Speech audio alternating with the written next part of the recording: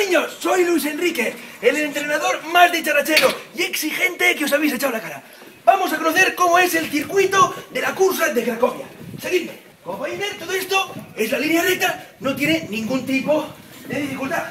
Pero para los gorditos que se cansen, aquí hay dos sillas donde se pueden sentar. Seguidme. Aquí tenemos algo de fruta para coger vitaminas, abrimos la puerta. Y aquí empieza la carrera de obstáculos. Cuidado con los cables, especialmente si están pelados. Vamos por aquí, atravesamos la puerta, aquí tenemos al director del programa.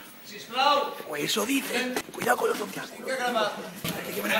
Hay que hacerla en silencio, porque si no te echan.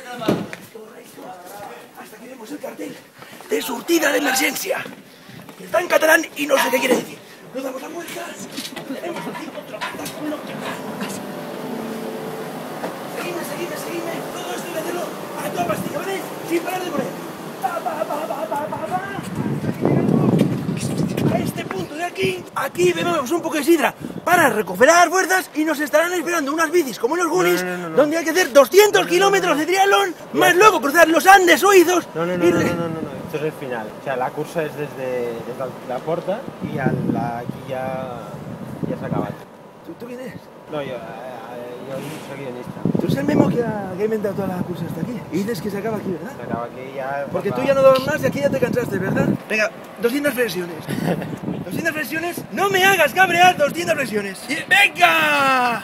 ¡Venga, holgazán! Esto, niños, es lo que os pasará si no cogéis las bicicletas y corréis los 200 kilómetros, ¿eh? Un momento, que pongo la manzana y como se caiga, te vas a enterar. ¡Vamos! ¡Me cago en la leche!